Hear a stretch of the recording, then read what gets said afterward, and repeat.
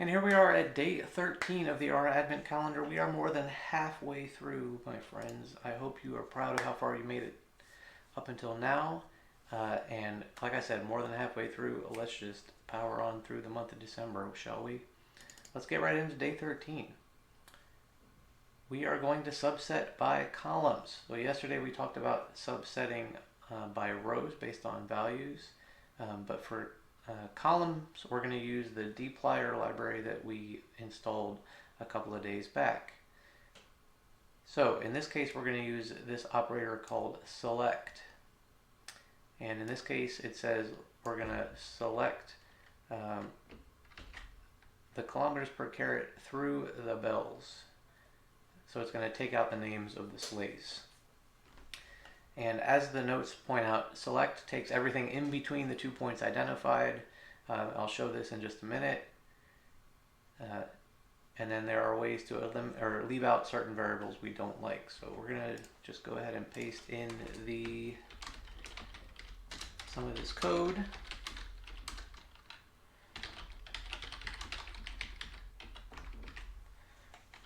Now, as always, make sure you have your working directory set to the folder where you've got your files for the Advent Calendar, and make sure that you have loaded the dplyr library using this library dplyr command.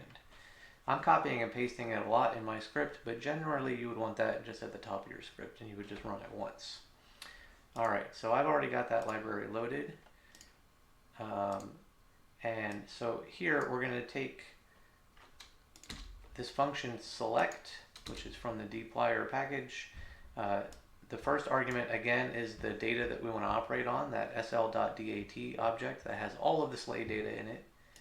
And we're going to take the columns kilometers per carat to bells. So the colon here means take everything from beginning, from the start to the finish. So if we look, for instance, at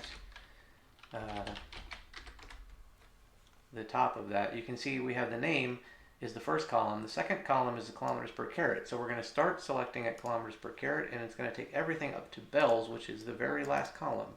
So this should give us everything except for the first column.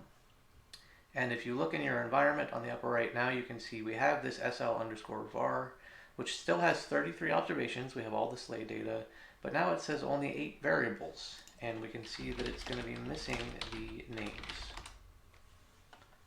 All right, and if we wanted to take all of those except for deer power, for instance, what we can do is run a select on the sl_var and put a minus deer power, and that will give us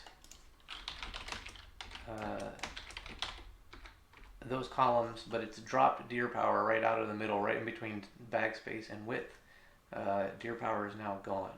You can also see I'm using another function. We haven't talked about this one yet, but it's called head, which only returns the first 6 lines by default of a data frame. And so here we can see that I'm just looking at the top of the data to kind of cut down some of the output that would get printed out to the console. All right, so that's how we select columns, and that is all for today. Hopefully pretty straightforward. We're just selecting them, we're just selecting them based on the column names. And so these values that we're typing in here have to match these column names. However, they do not need to be in quotation marks, which is kind of a nice feature of the dplyr and some of its related packages.